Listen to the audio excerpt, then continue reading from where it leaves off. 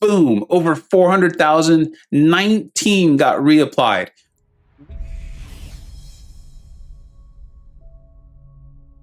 Hey, welcome back to the channel. All right, I gotta admit, I'm on take like number 10. We're gonna be saying porker popper a lot and spider nonsense, and it gets a little silly. But this pig is a stone cold killer. I'm not lying on the thumbnail. He's a ton of fun to play. Kabam did an excellent job in making him. He has what I call excellent flow in a champion, meaning when you need an ability, it's like it just happens to already be there, and his kit flows together exceptionally well, making them even more fun to play, and I think even easier to use and get the most out of them. We're going to look at 6 fights in total, including an Alliance War mini boss, tier 1, master's level, and and then a main boss in Act 7 that he just absolutely destroys. And then we'll look at a couple of fights highlighting where I think he is really usable and can be quite great. This first fight is just a simple fight. This is the monthly EQ where he's a ton of fun to use.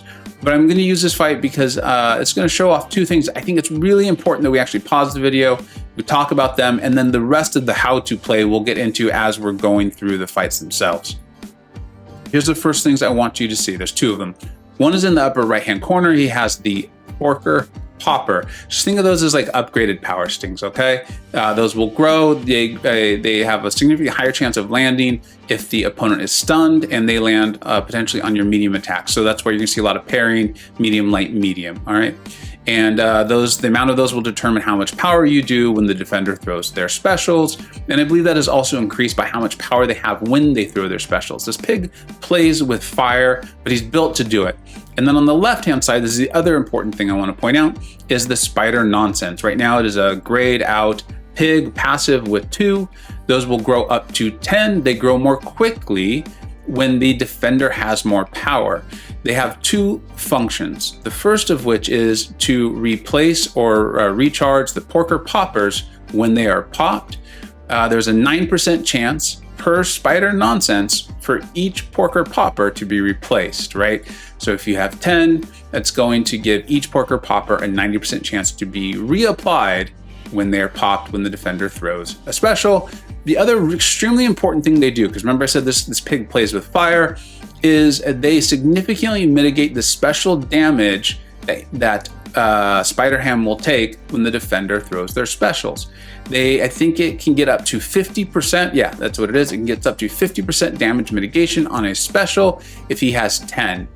As I said, they grow manually. They grow more quickly than the more power the defender has. As you can see, this is what I'm talking about flow, where it's like he just naturally, his abilities are being used when you need them. And you can detract 2 of the spider nonsenses by landing your heavy.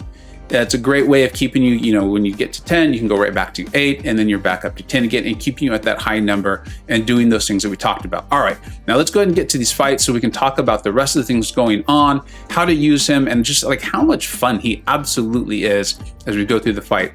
I slowed it down there so you can see how much damage is being done to Hood when he throws his special. You saw that quite a few of the porker poppers were replaced. We lucked out. I think we only had like 5 spider nonsense when we threw it. But again, he threw another special, more will replace. I believe I've said it, but you have an increased chance to land your porker poppers when the opponent is stunned. Therefore, you're going to see a lot of stunned, medium, light, medium, to increase the chance of that happening. Now we're going into this Juggernaut fight because it's not going to be perfect conditions, right? We have to deal with the unstoppable of Juggernaut, and Spider-Ham has nothing. He has no way to cancel Unstoppable. But he does do a lot of great things. You saw how much damage was done there just off of 1 special from Juggernaut. And that's something that I'm showing this fight for. I'm showing it for 2 things. One is going to be the first time where we're going to do his this huge damage I'm sure you've seen in videos or when he first came out, which is a way to kind of make active what you're seeing as a dormant porker popper. Like I said, it's going to be kind of hard to get through, but we'll do it. We'll do this together. Thank you for joining me on this journey. But you see he had 14, it's now up to 23, they're dormant. When it gets above 15, you have the ability to go to your SP3. You can throw an SP3 and they will become active. You can do that beforehand, but you're not going to be making active the dormant ones. It has an ability, and I think it's just like it triggers 4. It triggers 4. So ideally you want to wait till you get to this point. Now, what I'm going to be doing is I will want to make sure I land a taunt on Juggernaut and then I will throw the SP3. I'm landing a taunt because I want to increase the chances that he throws the special when we want him to. Additionally, you saw me land my heavy. I wanted to make sure I was at 10 porker poppers. The reason being is I wanted to give myself as much chance as possible of replacing those porker poppers when Juggernaut throws his special. This works out perfectly. Keep an eye on this. He's taunted. He throws the 28 and he kills himself. But we had a high number of spider nonsense, so if we had needed to, it would have been reapplied. You'll see that in a future fight.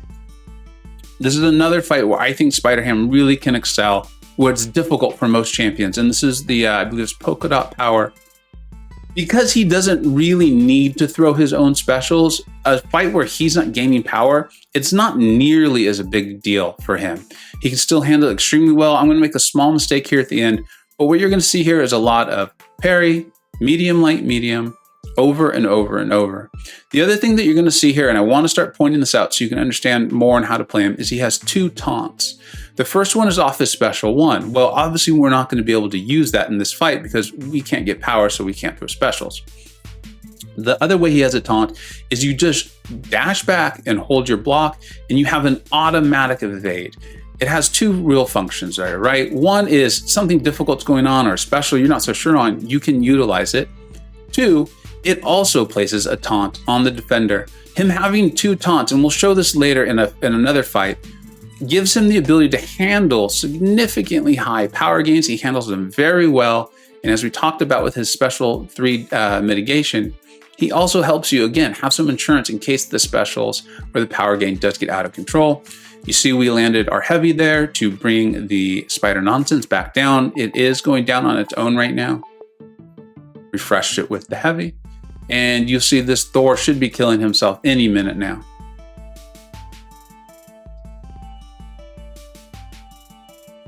I think my mistake is coming up here. It's going to prolong the fight a little bit, but yeah, it is what it is. All right, Thor, why don't you kill yourself so we can move on, huh? I think maybe I'm going to be doing some combos to him. There we go. Finishes himself. That's another thing. I like the ending animation for when they die. Okay, here is where we're going to show another fight with limited power gain. I think it's going to be none. I think this is another polka dot power fight. This is Act 7. So this isn't like, this is in-game stuff we're showing him here. And then this is also going to be showing off his ability to mitigate the special 3 damage, or really any special damage at all. Recall that we talked about wanting to get up to 10 of the spider nonsense. That's going to decrease the special damage by 50%. Additionally, and I don't think it's going to come into play in this, there is a synergy with Mojo, and we'll go over the synergies towards the end of this video, where if you have 10 porker poppers on the defender, you actually are increasing the that damage mitigation from the special by 100%. So I believe, my understanding is, you could actually have complete no damage from the special 3 under that very specific scenario. It's not an easy scenario to hit, but again, we'll go over that when we get to it. So we've got this fight with Mordo here. It's a little bit more difficult to land your heavies unless he has that power gain, right? We all know his AI goes a little more passive. Here you go. Look at how much damage we're about to take. We had the 10 spider nonsense, so we have the full 50% mitigation. We're in a fight where, there's power gain going on. We are not gaining power ourselves. We only lost 10% of our health. We only lost 10% of our health, and that's what I'm talking about. This guy was exceptionally well made. I think he is made to deal with power gain and to utilize that against the defender themselves. He actually takes their ability or potentially a power from the node, and he helps you use that to hurt themselves. And then, of course, sometimes things go wrong. He has the nice damage mitigation from the special 3 there via his spider nonsense. And then he's also got 2 taunts. The first taunt, again, being on your manually triggered evade by dashing back, holding block, you'll trigger the evade. And then the other one is off of the special 1. It's a nice opportunity to talk about the special 2. I don't use it too much in this video, but that attack can be unblockable if the opponent is taunted. The important parts, or what I found to be the most helpful, is that it does set spider nonsense back up to 10 and it pauses it for 7 seconds. So that's a real nice way to get the spider nonsense up to 10, keep it there. And then, of course, it places 3 porker poppers on the defender. Now, here's the war fight. And this is really what I want to talk about. To me, this is quintessential Spider-Ham. This is where I really enjoy using him. I was really excited to finally get the opportunity to do this. It was off-season war. Because, of course, you know, when you're fighting for Masters, testing something out like this in the middle of the season is just not something people are keen to do. So off-season, this is going to be a rank 3 Sorcerer Supreme on the improved power gain, special 2 bias. So you know the power gain is going to be immense with her. And my whole plan, my whole thought was just continue to refresh the spider nonsense. Now, you've already seen how well keeping the spider nonsense refreshed at 10 can mitigate the damage you take on a special. I'm going to mess up. I'm going to mess up extremely badly here. And watch how well this still ends up going. It's way closer than you would ever want it to be. I would love to be able to get a shot at this fight again to have it go more smoothly, but I still wanted to show it to you so you can get a sense of what can work. As you see there, I did the manually triggered evade. And it's working perfectly. We're getting these taunts on her. She's throwing her specials. She's already at 50% health. I land the heavy there, and I think I should have just landed it again right there. I made the mistake of going in and thinking I was going to land another taunt before she could get to her special 3, and now I've got a real problem. I tried to land the heavy again in time to keep it back at 8 from the 10. I hope you're following. I know it's getting a bit much. And instead it brought me from 3 nonsense down to 1, and look at this. Okay, so it almost kills me. But from seeing the previous fight, you know that damage should have really been about maybe 10 to 15, maybe 20% of my health. Absolutely max, right? So you can go into this fight, you can take this fight, you don't need power back boost, you don't need class boost. This is completely unboosted on the Spider-Ham part of things. And you don't even need to use your invulnerability because he can tank those for you. And then of course, you're using the huge power gain to have Sorcerer just completely kill herself. Like, look how fast this was. In fact, that's one of the most difficult parts about this video is these fights are so quick despite the huge health pools. All right, we're gonna go ahead and take a look at the synergies now. All right, the first, and I think this is the most important synergy to bring along or that you saw utilized sometimes. Again, I don't think any of them are absolutely necessary, but I do think this one's the most helpful for your general questing fights with Spider-Ham. And this is this one with Gwenpool, the regular pools, and then of course, Squirrel Girl. And what it does is it's increasing the duration of the porker poppers by 20%. Obviously, the longer you're getting them to stay on, the more you're able to stack them, the more damage you're able to do. And then we'll move down to this next one with Mojo. This is helpful. This is nice. Like I said, though, and we referenced this earlier in the video, you kind of need a very specific set of circumstances to happen, including getting your porker poppers up to at least 10 for when the opponent is triggering that special. It's not always easy to get them that high. It is possible. So I could see that, especially through using the SP2 and things like that. But it's something to keep in mind, something to keep to remember that this isn't like a complete and total fail safe. You do need to do things to make sure that this occurs the way you want it to. And then last and definitely not least, we saw you're about to see this in this fight against Rhino. I also utilized this synergy to absolutely destroy the variant 7, I believe it is, Venom that is out. You know, you could use other champions like Mr. Fantastic and She-Hulk I've seen do great work. But Spider-Ham, I believe is the fastest. Check out that video if you want to take a look at it. But this is extremely helpful when fighting the Sinister 6 and Symbiote champions, and you will see it in the next fight. All right, welcome back. So this fight takes a slightly longer, but you're going to see why. This Rhino has a tremendous amount of health. This is where we're just going to really be about setting up that big SP3. We're also going to be utilizing actually only one of the synergies. The Squirrel Girl synergy we just talked about, I did not use in this fight, just couldn't fit her on the team as easily. And I did choose to bring along the Spider-Gwen synergy. With Rhino being a Sinister 6 champion, you're going to see the excess and extra damage. It's a bit excess, extra damage that comes along with it. Cam was great for this lane. He was great for this boss. This is Act 7.1 most in-game content that we have right now. And he absolutely destroys it. like I said, we're going to be setting up the SP3, so it's going to take a little bit because I'm going to try to get it pretty high. I think I end up throwing it to round 23, and I do want you to see the damage that he can do. I think he's extremely good. If you haven't seen my champion rankings, I try to keep it super simple, right? Because I think so many of the champions of this game are very usable or have a use.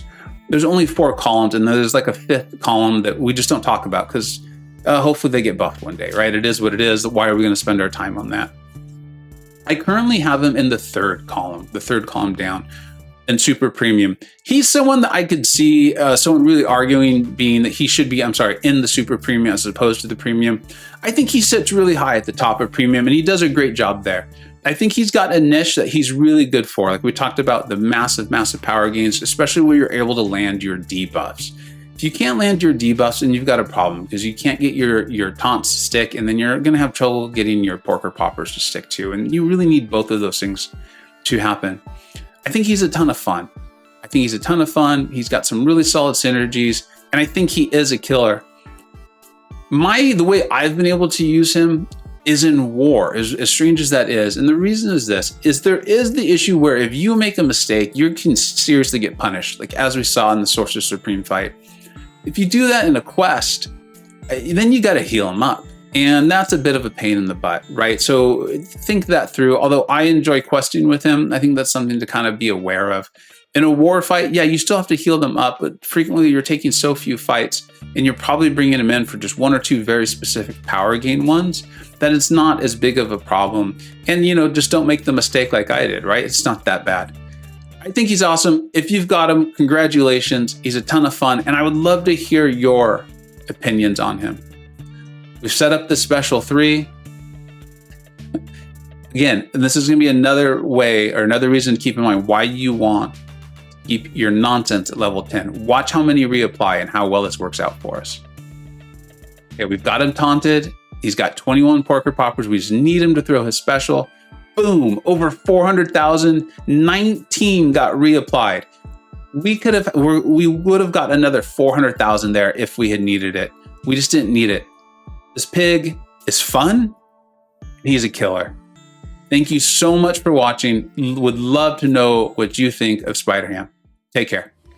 I hope you either learned something, were entertained, or even better, a little bit of both. Don't forget to like, subscribe. Thanks so much for watching. Take care.